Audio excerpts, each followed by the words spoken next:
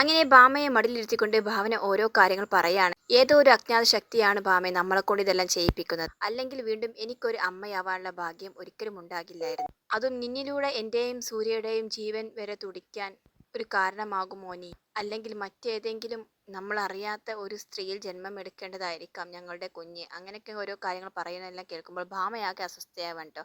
അവൾ പെട്ടെന്ന് തന്നെ മടിയിൽ നിന്നും എഴുന്നേറ്റ് എന്തൊക്കെ അസ്വസ്ഥത കാണിക്കാൻ. ഇത് കാണുന്ന ഭാവന എന്തു പറ്റി ഭാമ എന്ന് പേരിയോട് ചോദിക്കുന്നുണ്ട്. ചേച്ചി എനിക്ക് ഒരു ഗ്ലാസ് വെള്ളം വേണം എന്ന് പറയാൻ. അങ്ങനെ ഭാമക്ക് വെള്ളം എടുത്ത് കൊടുക്കാൻ ട്ടോ. ആ സമയത്ത് തന്നെ ഭാമയുടെ മനസ്സിൽ തോന്നുന്നുണ്ട് എന്തോ ഭാമക്ക് കാര്യമായിട്ട് പ്രശ്നം അവളെ അലട്ടുന്നുണ്ട്. അതെന്താണെന്ന് ഉടനെ തന്നെ കണ്ടുപിടിക്കും. ഇപ്പോൾ അവളോട് ചോദിച്ചിട്ട് കാര്യമില്ല. അവൾക്ക് എന്തായാലും കുറച്ച് ടൈം കൊടുക്കണം എന്ന്. ഇന്നല്ലെങ്കിൽ നാളെ അവൾ എന്തായാലും എന്നോട് ആ കാര്യം തുറന്നു പറയും എന്ന പ്രതീക്ഷ വെക്കാൻ ട്ടോ ഭാമയുടെ മനസ്സിൽ. പിന്നീട് ഭാമയോട് ഉറങ്ങാൻ വേണ്ടി കിടക്കാൻ പറയാണ്. എന്നിട്ട് അവൾക്ക് കവിളിലൊരു മുത്തം കൊടുത്തിട്ട് ഭാമയെ ബെഡിൽ കിടത്തിയതിന് ശേഷം പോവാൻ ട്ടോ. ആ സമയത്ത് ഭാമയാവട്ടെ പൊട്ടിക്കരയാൻ ട്ടോ. എന്ത് ചെയ്യണമെന്ന് അവൾക്കൊരു നിശ്ചയമില്ലായിരുന്നു. അടുത്ത ദിവസം രാവിലെ തന്നെ കാണിക്കുന്നത് ഭാവനയുടെ വീടാണ്. അവിടെ ഭാവന ഭാമയുടെ മുടിയൊക്കെ ചീകി കൊടുക്കാൻ. അതേസമയം മായ ആകട്ടെ ഭാമ കുടിക്കാനുള്ള പാലൊക്കെ തിളപ്പിച്ച് കൊണ്ടുവന്ന് കൊടുക്കുകയാണ്. ഭാമ ഇപ്പോൾ വേണ്ട എന്ന് പറയുമ്പോഴും ഭാവനയും മായയും കൂടി അവളെ കൊണ്ട് നിർബന്ധിച്ച് പാല് കുടിപ്പിക്കാൻ ട്ടോ. അതേസമയം തന്നെ മുറ്റത്തൊരു കാറ് വന്ന് നിൽക്കുകയാണ്. അത് ജയയും മാനസയും സൂര്യയും കൂടി ആയിരുന്നു കേട്ടോ വന്നിരുന്നത്. അങ്ങനെ അവർ അകത്തേക്ക് സന്തോഷത്തോടെ കടക്കുമ്പോൾ കാണുന്ന കാഴ്ച ഭാമയെ കൊണ്ട് ഇവർ നിർബന്ധിച്ച് പാല് കുടിപ്പിക്കുന്നതും അവരെ കെയർ ചെയ്യുന്നതൊക്കെയാണ് കേട്ടോ. അത് കാണുന്ന ജയക്കൊക്കെ ഭയങ്കര സന്തോഷമാവുകയാണ്. അങ്ങനെ അവരെ മാനസ വിളിക്കാൻ കേട്ടോ ഭാവനെ.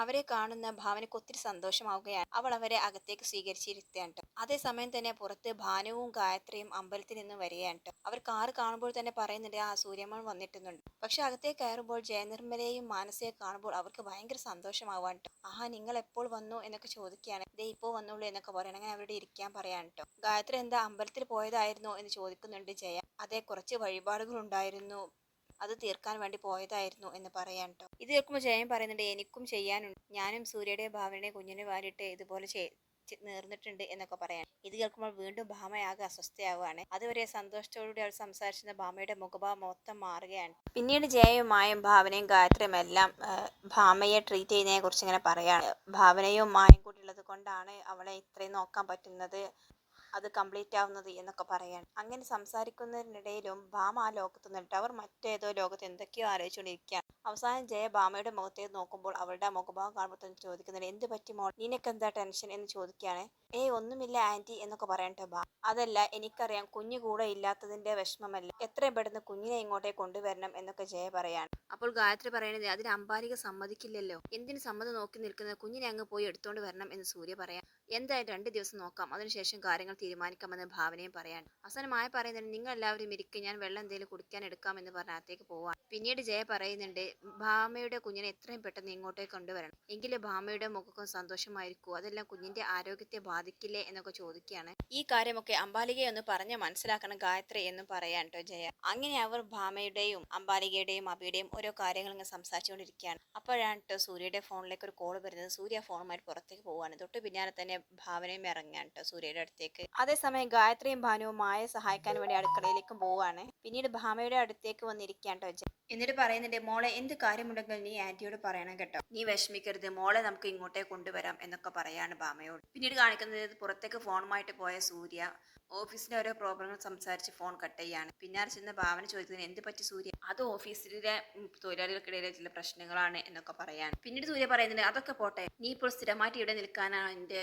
ഉദ്ദേശം, നീ ഇല്ലാത്തത് കൊണ്ട് എനിക്ക് അവിടെ ശരിക്കും ഒരു മൂകതയാണ് ഭാവന ഞാൻ അനുഭവിക്കുന്നത്, അതുകൊണ്ട് ഞാൻ സൊല്യൂഷൻ പറയാം, നീ ഇവിടെ ഒരു ദിവസവും അവിടെ 2 ദിവസം നിൽക്കണം, എങ്കിൽ നമുക്കിടയിലുള്ള അകൽച്ചയൊക്കെ മാറും എന്നൊക്കെ പറയാൻ ട്ടോ. ഇതെല്ലാം കേൾക്കുമ്പോൾ ഭാവനയ്ക്ക് ചിരി വരികയാണ്. അയ്യേ സൂര്യ ഇത് ആരും കേൾക്കണ്ട, ഒരച്ഛനാവണമെങ്കിൽ അല്പം റിസ്ക് ഒക്കെ എടുക്കണം, ഇനി ആ സൂര്യക്ക് അത്രയും ബുദ്ധിമുട്ടുണ്ടെങ്കിൽ സൂര്യ ഇവിടെ വന്ന് നിൽക്ക് എന്നൊക്കെ പറയാണ്. അങ്ങനെ അവർ ഓരോ കൊച്ചു കൊച്ചു തമാശകളും വർത്തമാനങ്ങളും പറയാൻ ട്ടോ. അവസാനം ഭാവന പറയുന്നുണ്ട് ഇവിടെ ഞാനില്ലാതെ ശരിയാവില്ല സൂര്യ, ഇപ്പോൾ തന്നെ ഭാമയുടെ അവസ്ഥ കണ്ടു, അവൾക്ക് എന്തോ ഒരു പ്രശ്നം അവളെ അലട്ടുന്നുണ്ട്. അപ്പൊ സൂര്യ പറയുന്നില്ല അത് മോളെ കൊണ്ടുവന്നാലോ ശരിയായിക്കും, അതുകൊണ്ടൊന്നും ശരിയാവുമെന്ന് എനിക്ക് തോന്നുന്നില്ല, നമ്മളറിയാത്ത മറ്റെന്തോ പ്രശ്നം അവൾക്കുള്ളിലുണ്ട്, അത് എന്തായാലും ഞാൻ അവളോട് ചോദിക്കുന്നില്ല. പല പ്രാവശ്യം പല ഘട്ടങ്ങൾ ചോദിച്ചപ്പോഴും അവൾ ഓരോ പറഞ്ഞ് തെന്നി മാറുകയാണ് ചെയ്തത്. ഇപ്പോൾ ഞാൻ അവൾക്ക് കുറച്ച് സമയം കൊടുത്തിരിക്കുകയാണ് നന്നായിട്ട് ആലോചിക്കാൻ, എന്നിട്ട് അവളായിട്ട് തന്നെ എന്നോട് കാര്യങ്ങളെല്ലാം തുറന്നു പറയുന്ന ഒരു അവസ്ഥ വരും, അതിന് വേണ്ടി ഞാൻ കാത്തിരിക്കുകയാണ്. അവളുടെ മനസ്സിൽ എന്തെന്നായാലും ഞാനത് കണ്ടുപിടിക്കും സൂര്യ എന്ന് പറയാണ്. അപ്പോൾ സൂര്യൻ സമ്മതിക്കുന്നത് ശരിയാണ്, ഭാമയ്ക്ക് എന്തോ ഒരു മാറ്റം.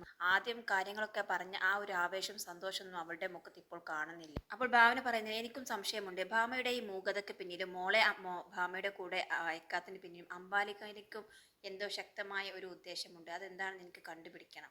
പിന്നീട് കാണിക്കുന്നത് ജയനിർമ്മല ഭാമയെ കൂട്ടി പുറത്ത് വന്നിരിക്കാണ്ട്. ഒപ്പം മാനസയും ഉണ്ടായിരുന്നു. മോക്ക് എന്നോട് ദേഷ്യമുണ്ടാവുമെന്ന് എനിക്കറിയാം. അന്ന് അംബാലികയുടെ കയ്യിൽ ഞാൻ ചെക്ക് കൊടുത്തതിന് മോളെ മാപ്പ് തരണം എനിക്ക് എന്ന് പറയാണ്. അന്ന് അത്രയും കാര്യമായിട്ട് അംബാലിക എന്റെ മേൽ വിലപേശിയത് കൊണ്ടാണ് ഞാൻ ആ ക്യാഷ് കൊടുത്തത്. ആ സമയത്ത് ഞാൻ ഒന്ന് മാത്രമേ ചിന്തിച്ചിട്ടുള്ളൂ, സൂര്യക്കും ഭാവനക്കും ഒരു കുഞ്ഞിനെ വേണം, അതിന് ഞാൻ എത്ര ക്യാഷ് കൊടുക്കാൻ തയ്യാറാണ്. അപ്പൊ ഭാമ പറയുന്നുണ്ട് എല്ലാം ചേച്ചിയുള്ള ദേഷ്യം കൊണ്ടാണ്, അതിനി ഒരിക്കലും തീർക്കുമെന്ന് എനിക്ക് തോന്നുന്നില്ല ആന്റി എന്ന് പറയുമ്പോൾ ജയ ചോദിക്കുകയാണ്, പിന്നീട് എന്തിനാണ് അവർ ഭാമയെ കൊണ്ട് ഇങ്ങനെ കാര്യത്തിന് പ്രോത്സാഹിപ്പിച്ചത്, അതോ ഇതിന് പിന്നിൽ അവർക്ക് മറ്റെന്തെങ്കിലും ദുരുദ്ദേശമുണ്ടോ? അപ്പോൾ മാനസ പറയുന്നതിന് അവർക്ക് ക്യാഷ് ആകും ആന്റി ഉദ്ദേശം, അതുകൊണ്ടാവും ഇതിനൊക്കെ പ്രേരിപ്പിച്ചത്. എല്ലാം കേട്ട് നിൽക്കുന്ന ഭാമ ആകെ ടെൻഷനാവാം. സത്യം എന്താണെന്ന് ഇവരോടൊക്കെ തുറന്ന് പറഞ്ഞില്ലെങ്കിൽ പിന്നീട് അവസാനം ഒറ്റപ്പെടുന്നത് ഞാനാകും, എല്ലാവരും പരിഹസിക്കുന്നതും എന്നെയാകും. ഇങ്ങനെ അവൾ ആലോചിക്കുമ്പോൾ മാനസ് ചോദിക്കുകയാണ്, എന്താ ഭാമ, നിനക്ക് കാര്യമായിട്ട് എന്തോ ഒരു പ്രശ്നമുണ്ടല്ലോ?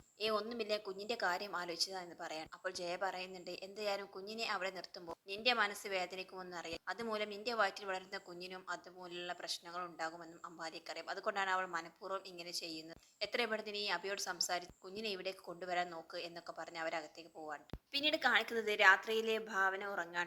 ആ സമയത്ത് അവളുടെ റൂമിന്റെ ഡോറും തുറന്ന് ഭാമ അകത്തേക്ക് വരികയാണ്. അവളുടെ മുഖം ആകെ വാടിയിട്ടുണ്ട്, കണ്ണിൽ നിന്ന് കണ്ണീര് ഒഴുകിയാണ് കേട്ടോ. സത്യമെല്ലാം തുറന്ന് പറയാം എന്ന ഉദ്ദേശത്തോടായിരിക്കണം ഭാമ ആ റൂമിലേക്ക് കടന്നു വരുന്നത്. അവൾ പതിയെ വാതിൽ തുറന്ന് ഭാവനയുടെ അടുത്തേക്ക് നീങ്ങിയാണ്. ചേച്ചി എന്ന് വിളിക്കുന്നുണ്ട് കേട്ടോ. പക്ഷെ ഭാവന നല്ല ഉറക്കത്തിലാണ് കേട്ടോ, അവളൊന്നും അറിയുന്നില്ല.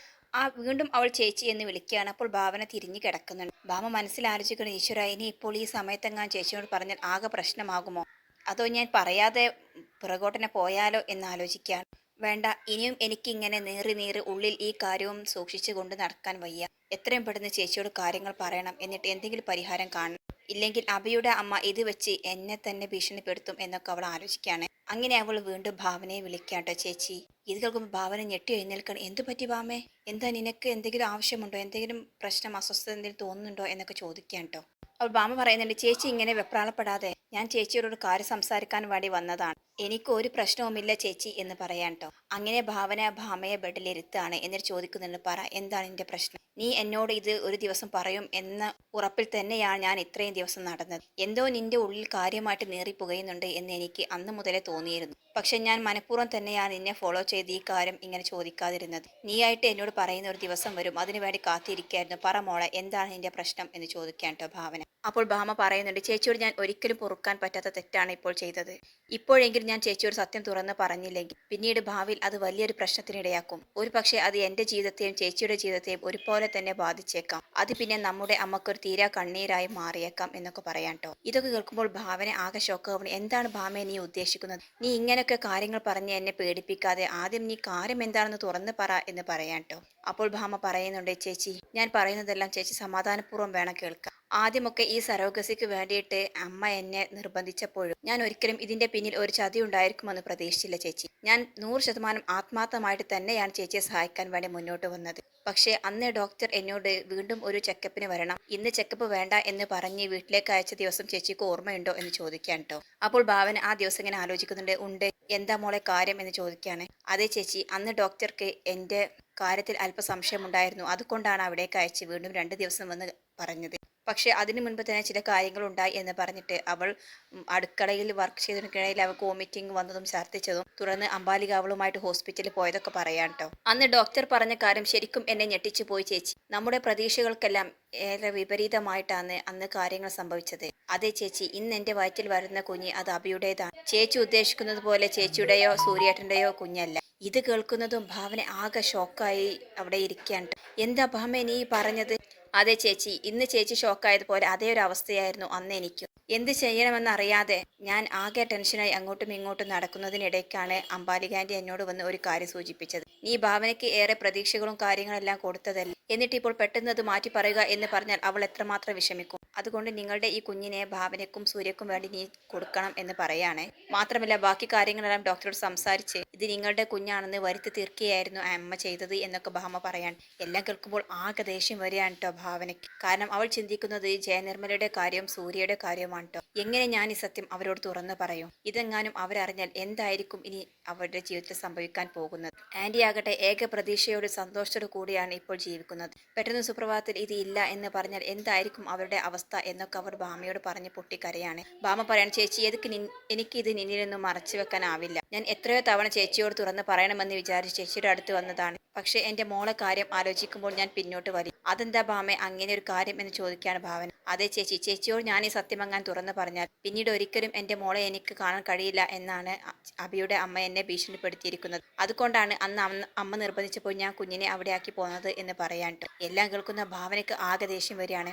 നീ പറഞ്ഞതുപോലെ ഞാൻ എന്റെ മനസ്സിൽ അന്ന് സംശയം തോന്നിയതാണ്. അംബാലികാന്റെ ഇതിന്റെ പിന്നിൽ എന്തെങ്കിലും ഒരു ദുരുദ്ദേശം കാണാൻ വഴിയുണ്ട്. അല്ലാതെ അവരൊരിക്കലും ഈ ഒരു കാര്യത്തിൽ നിന്നെ നിർബന്ധിക്കില്ല എന്ന് എനിക്ക് ഉറപ്പായിരുന്നു. ഇപ്പോഴെന്തായാലും നിന്റെ ഈ ടെൻഷൻ അംബാലികാന്റെ സൂത്രത്തിന് പിന്നിലുള്ള യഥാർത്ഥ കാരണം എന്താണെന്ന് എനിക്ക് മനസ്സിലായി. ഇനി ബാക്കി കാര്യം ഞാൻ നോക്കിക്കോളാം എന്ന് പറഞ്ഞ് അവർ ഭാമയെ സമാധാനിപ്പിച്ചിട്ട് അകത്തേക്ക് അയക്കാണ്. അതേസമയം ഭാവനയാട്ടെ ആകെ പൊട്ടിത്തകർന്ന് ഇരിക്കുകയാണ് ട്ടോ ബെഡിൽ. ഈശ്വര, ഇനി ഞാൻ എന്ത് ചെയ്യും? ഒരു പ്രതീക്ഷയുമില്ലാതെ ഇരുന്ന എന്നെയാണല്ലോ ഇവൾ ഇങ്ങനെയൊക്കെ ഉണർത്തി ഈ ഒരു കാര്യത്തിന് വേണ്ടി പ്രേരിപ്പിച്ചത്. ഇപ്പോൾ പെട്ടെന്ന് ഞാൻ ഈ കാര്യം എങ്ങനെ സൂര്യയോട് പറയും? എന്ത് ചെയ്യും ഈശ്വര എന്ന് പറഞ്ഞ് അവൾ ബെഡിൽ കണ്ണീരൊഴുക്കി കിടക്കുകയാണ് ട്ടോ. ഭാമയാകട്ടെ എല്ലാം ചേച്ചിയോട് തുറന്നു പറഞ്ഞ ആശ്വാസത്തിൽ നിൽക്കുക. വീണ്ടും അവൾ ഭാവനയുടെ അടുത്തേക്ക് വരുന്നുണ്ട്. ചേച്ചി എന്നോട് ക്ഷമിക്കണം.